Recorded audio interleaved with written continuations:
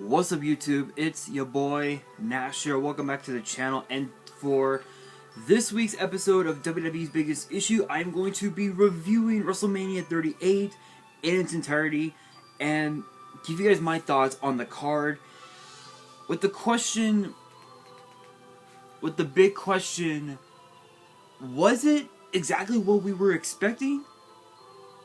Or were we expecting something different? That is the ultimate question. That is the big question we are going to find out in this episode. But if you guys hear music in the background, I am actually listening to. I actually have Zelda's lullaby from Twilight Princess on my Fire Stick. No copyrights, of course. You guys know how this works with the algorithm. Mental health can really kick you in the fucking ass, but. I'm gonna be completely honest here. I'm gonna be completely honest. This card, I'm gonna keep it real. It was stacked, completely stacked. So obviously we have to kick it off with night 1 of WrestleMania with the Usos defending their SmackDown tag team titles against Rick Boogs and Shinsuke Nakamura. It was an interesting matchup because this rivalry was only like a month or two, and because of Rick Boogs, Shinsuke Nakamura was reminded of the man that he is, what kind of man he is, both in the ring and out of the ring. And because of Rick Boogs, rejuvenated Shinsuke Nakamura as the king of strong style, and this matchup was pretty cool, was pretty good up until the closing moments of the match. Rick Boogs ended up suffering a quadricep patella injury, so he'll be needing surgery sometime this week, and he'll be out of action for about a year, which is unfortunate. But the Usos ended up defeating Nakamura and Boogs with the 1D onto Shinsuke to retain the titles. And I know that I did the results of both cards of both nights over this past weekend, but I wanted to give you guys like a review and rate the matches, if you will. So that's what I'm doing. Just for those who didn't know, this one out of 5 stars, I gotta give it 3. I gotta give it 3 stars, just based on the fact that we were not expecting Rick Boogs to have been injured. That was that was completely unexpected, and had that not have happened, I'm pretty sure Boogs and Nakamura probably would have won. But these are the Usos that we're talking about here. They're doing this on a whole different level. So maybe the end result would have been the same. We will never know. We will never know.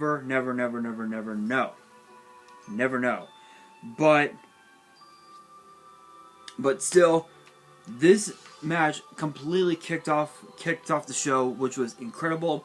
But we then move on to Drew McIntyre versus Happy Corbin. I'm only giving this 2.5 stars, for not because of the match itself, not because of how because of the end result, but just the match in general. It was one of those matches that was like, it shouldn't have happened. It should not have been on the card. And I feel like it should have been on a future, like on an episode of SmackDown or something like that, in my personal opinion. But what happened at the end of it all, excuse me, was insane. McIntyre, or rather Madcap Moss, was gonna enter the ring. McIntyre pointed his sword at Madcap Moss. Moss ended up getting out of the ring, And Drew McIntyre sliced not one, but 2 ring ropes. The top rope and the middle rope. Absolutely insane. Absolutely insane. But still, only 2.5 stars. Next up, we got the Miz and Logan Paul versus Rey Mysterio and his son Dom. I never thought Dom would be used to pyro now, because if you guys saw their entrance, pyro, baby. Words can't describe how crazy that was, but Miz and Logan Paul did defeat the Mysterios when Miz hit a skull crusher finale on Rey, and then ended up attacking Logan Paul with the same move. And I noted, and it was actually, it's interesting too, because the card that Logan Paul had, and I now remember what it was. It was a Pikachu Illustrator Holo, which is said to have been the most expensive card in the world. In fact, I actually want to hang on, guys.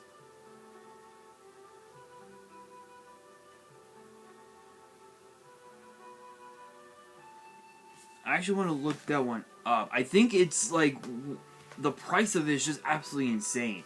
Let's see. PSA 10.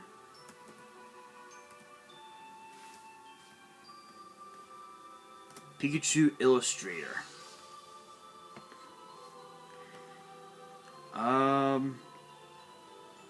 The most expensive card.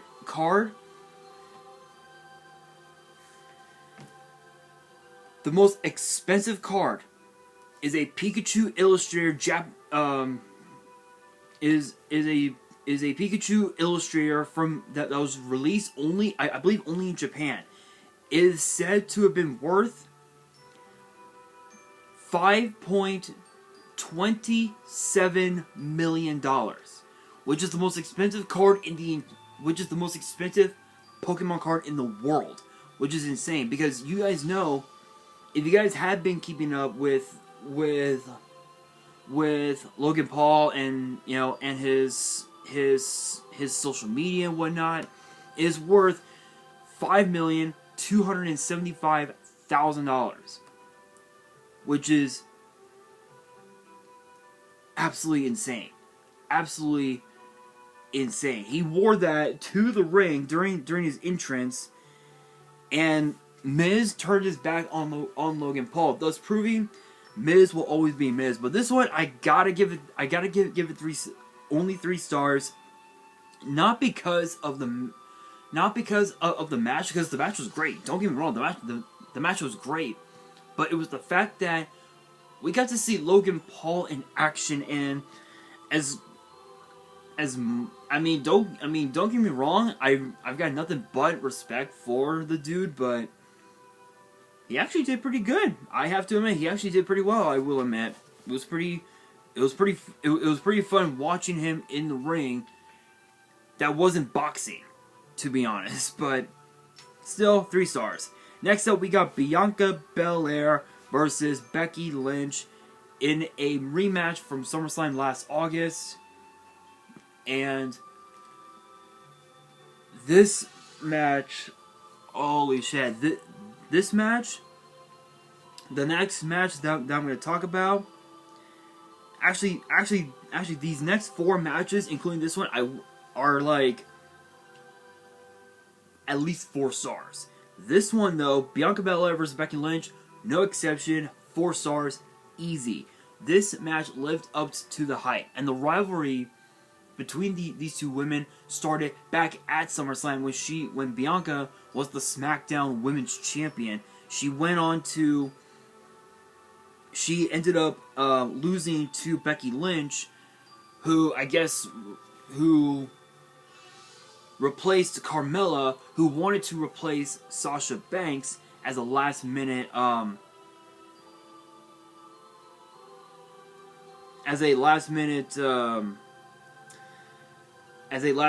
addition, if you will. And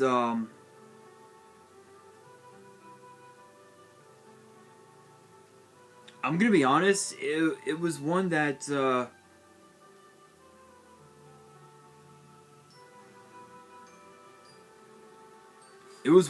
I was not expecting. We were not expecting Sasha Banks. Not Sasha Banks.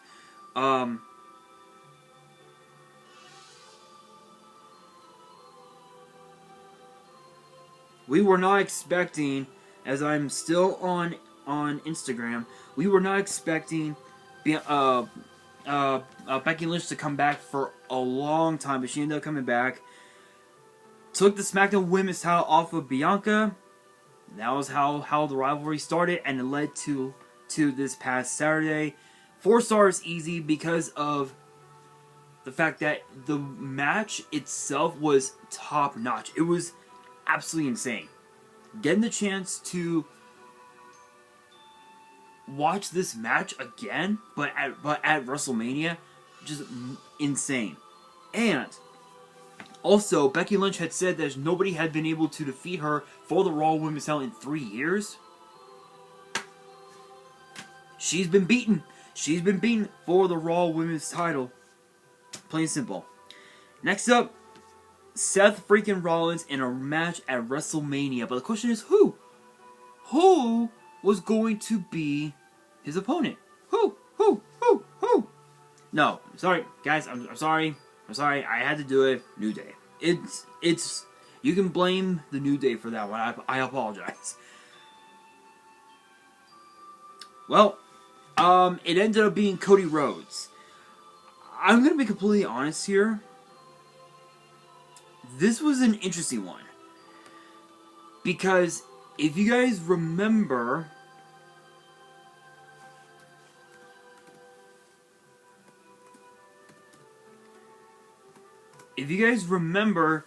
the match between Cody Rhodes and Seth Rollins. Cody Rhodes had first fought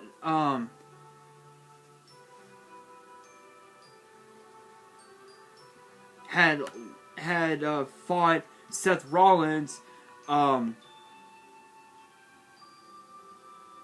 before, and it was back when Seth was a part of the Shield, and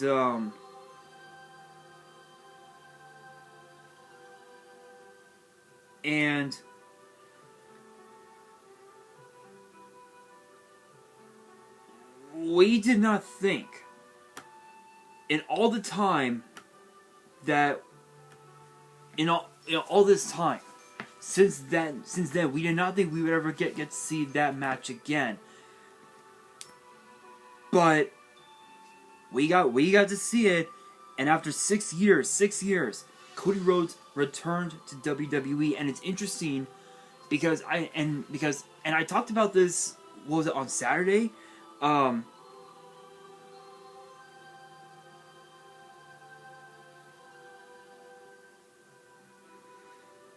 That Cody Rhodes was known as Stardust right before he left WWE, and we did not think, when he left WWE, we didn't think we would ever see him again in WWE. But here he is now.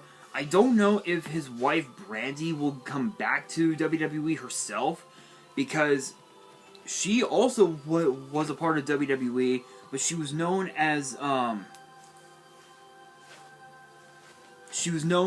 think Eden Styles, I believe. So it was it was interesting to say the very least. But Cody Rhodes coming back, absolutely incredible. He pinned Seth Rollins with the use of Crossroads. 4.5 stars easy. The answer is obvious. Cody Rhodes coming back, absolutely incredible.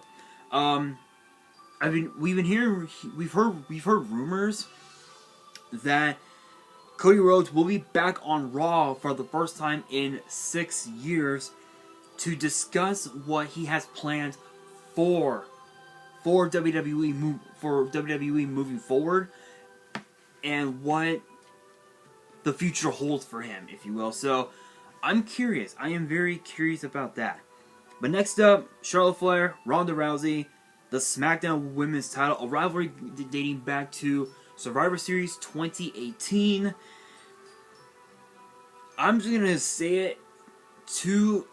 I'm just gonna say it, three stars, easy. Reason being, I know I said 4 stars, but the reason why I give this 3 stars is because the way the match ended was complete bullshit. I think Ronda Rousey should have won that match because of the fact that, well, excuse me, the fact that she knows more submissions than Charlotte Flair, and the fact that Charlotte Flair speared the referee is proof right there that Ronda Rousey should have won. There should have been another referee coming out to ring the bell and award Ronda Rousey the SmackDown Women's title, but unfortunately it did not come to pass. Not much else to say about that. But next up, the main event of night 1 of WrestleMania 38, the Kevin Owens show. Kevin Owens guest Stone Cold Steve Austin, and he had his gear on, ready to go. And he simply challenged Stone Cold Steve Austin to a no-holds-barred match. I'm gonna be honest, I've seen a lot of Austin's matches, from on Peacock, whatnot, on DVD. But I never got the chance to see it live, like I did at like I did on Saturday, and it was I never thought I would be able to call a match involving Stone Cold Steve Austin, but here I am, right? Here I am, right? This was a match mainly to see who had the better stunner. Was it Kevin Owens or was it Stone Cold? This match went all over AT&T Stadium, and with all the back injuries, with all the neck injuries, the knee injuries that Austin had suffered over the years, you would think that after like a back body jump onto the concrete, it would have triggered his neck. Nope. I guess he had been in the gym, and I guess he got cleared. I don't know, but closing moments of the match, he hit Kevin Owens with a stunner, and then decided to hit Byron Saxton with a stunner as well. Absolutely insane. It was just absolutely. It was beautiful. It was beautiful. I loved it. But this one, 3.5 stars, easy. It's Stone Cold Steve Austin. The dude still got it. He is still the toughest son of a bitch in WWE, hands down, and I love it. There are no words to describe how incredible it was to call a match that involved Stone Cold Steve Austin. But that was night 1. Night 2, kicking off night 2, we had RK Bro defending the Raw Tag Team titles against the Street Profits and the Alpha Academy. And this one lived up to the name. It lived up to the hype. You would think it was going to end differently. Nope. It ended the same. Randy Orton hit Chad Gable with an RKO, mid-air, mind you, to retain the Raw Tag Team titles. But what happened after was even more hilarious because, well, Street Profits and RK Bro were going to celebrate with Olympic gold medalist and 2-time NCAA champion Gable Steveson in the ring with some of the smoke, of course. Chad Gable, no, he did not want any of that smoke. But he got some of it anyway in the form of a Gable Steveson suplex. Is this a sign of things to come? Could we see Steveson on Raw tonight? In the ring? Competing? Who knows? All we know is that we will be seeing Veer Mahan finally come after all this time. I know, bad joke, I know, but we're finally going to see him on Raw. Let's see what he got. But this one, 3 stars easy, hands down. Next up, we've got We've got Omos, the Colossus Omos, versus the almighty Bobby Lashley. There's a reason he's known as the Almighty. And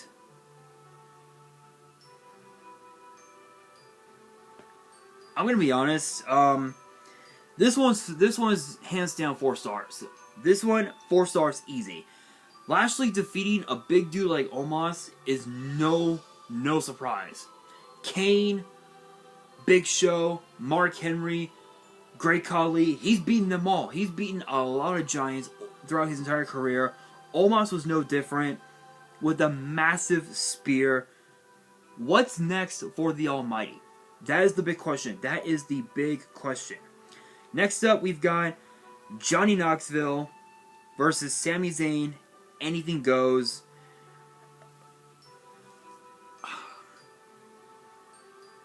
3.5 stars. Getting to see Party Boy Chris Pontius in a fucking Speedo, that was just hilarious on its own. That was just too funny. I'm not gonna deny it. That shit was too funny. Now, Wee Man body slamming Sami Zayn, that on the other hand is 10 times even more funnier. Seeing Sami Zayn get slapped in the face by a giant hand, you guys know those pranks, that was even more funny. Getting a 7-10 split with a bowling ball, I'm sure you guys can figure that one out, even more funny.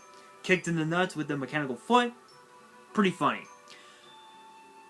Slammed through a table full of mousetraps, funny. Get trapped by a giant mousetrap, even more funny. Johnny Knoxville ended up picking up the victory, and he even said in a backstage interview last night that it's far from done. The rivalry is far from done. Sami Zayn's not gonna learn. He's right. He's not gonna learn. He's not gonna shut up. And Johnny Knoxville is gonna keep coming and keep coming and coming and coming and coming and coming and coming until Sami Zayn finally learns. But this match, 3.5 stars, easy.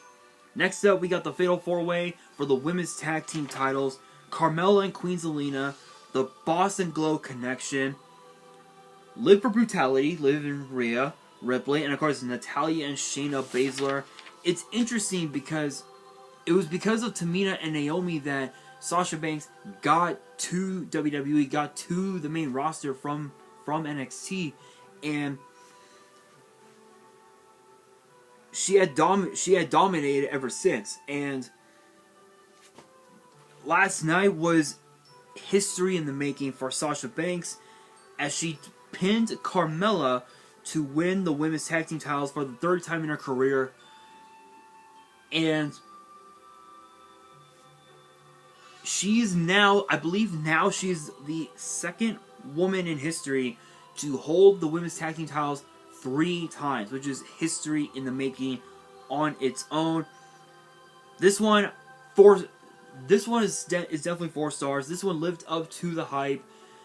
You know, you guys know there have been rumors that WWE wants to bring it back to the Divas division, but with Banks and Naomi now holding the tag titles, I can guarantee you that won't happen. They will make sure that we get women's wrestling, not Divas wrestling, which honestly is awesome in my opinion.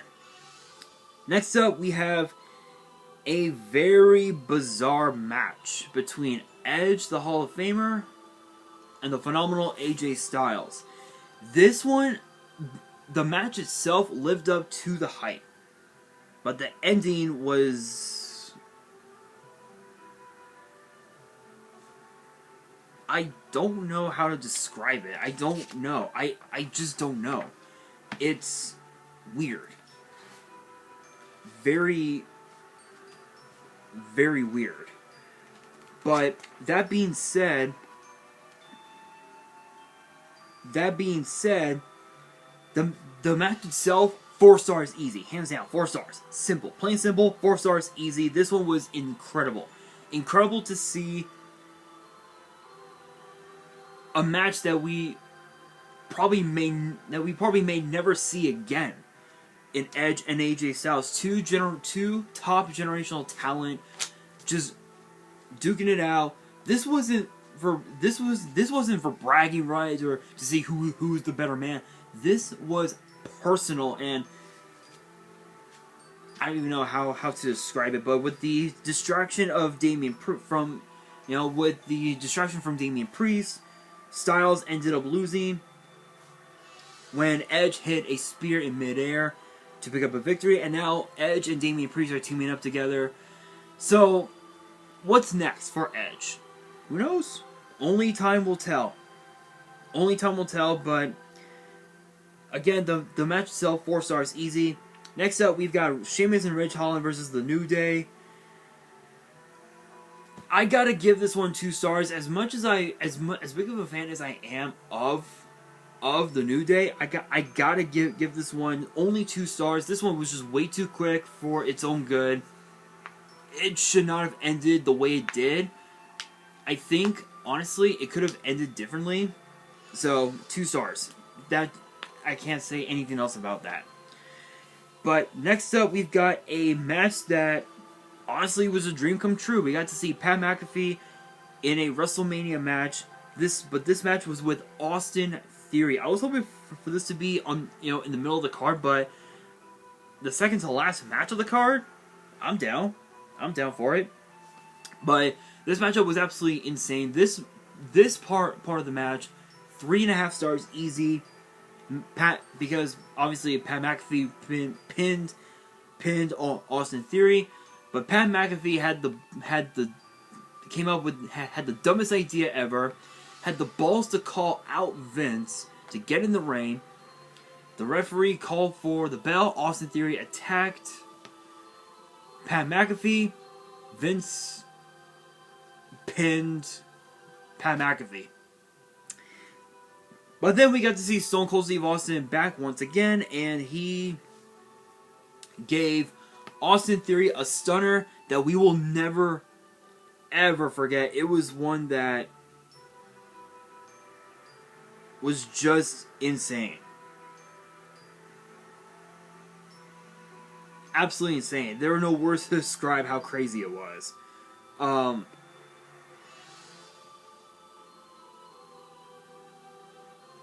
So, in my opinion, I think... So, in my opinion, could we see Stone Cold Steve Austin in yet another match? It's possible, but only time will tell. But not only did he hit Austin Theory with a stunner that sold perfectly, but we got to see Vince get a stunner yet again, and we got to see Pat McAfee get a stunner that was just perfect. Perfect.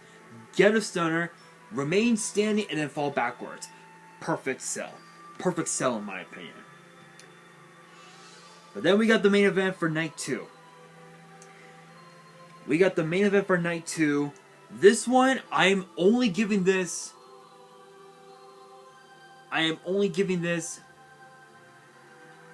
4 stars instead of 5. Not because of how the match ended, but because of what happened. Roman Reigns has been injured. You guys didn't watch WrestleMania? You guys didn't know? Yeah, Roman Reigns got injured at the hands of a Kimura lock by Brock Lesnar because Brock applied a Kimura lock onto Roman Reigns, and as he grabbed the bottom rope to break the count, to break the submission, Brock Lesnar had Roman's arm like contorted like this, as if it was like ripped out of socket. And when Roman Reigns pinned Brock Lesnar with the spear, he could not hold up the Universal title. He could not hold it over his head because it was his left hand that was injured. So I don't know if Roman is gonna have to give up the title or not. I don't know, but But we will see in the upcoming weeks. Only time will tell. But this one, I'm only giving it 4 stars. I would have given it 5 had it not been for that injury. So, all in all, my thoughts on it, I think, honestly, it lived up to our expectations. It lived up to our expectations. WrestleMania last year was okay. It was okay, but this one, absolutely insane. Absolutely incredible. I never thought I would ever get the chance to watch a Stone Cold Steve Austin match live. Nor would I ever thought I would ever get to see Cody Rhodes back in WWE, but yeah, I mean both nights lived up to our expectations. So yeah, this was what we were expecting. All in all, 4.5 stars. 4.5 stars easy. But that brings me to the question of the day. What were your guys' thoughts on WrestleMania Night 1 and Night 2? And what match do you guys want to see when WrestleMania 39 comes to SoFi Stadium here in my hometown of LA? Let me know in the comments below. Damn those gardeners. Hopefully you guys enjoy. If you did, make sure you guys smash the thumbs up button. If you guys are new to the channel, you guys want to see more episodes of WWE's Biggest Issue, which get posted every Monday, make sure you guys subscribe to the channel and hit that notification bell so you guys do not miss out on any new content that comes your way. And be sure to follow me on Twitter and on Instagram. All the links will be in the description below.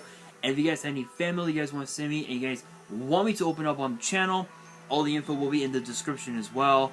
And on that, this is your boy Nash, signing out.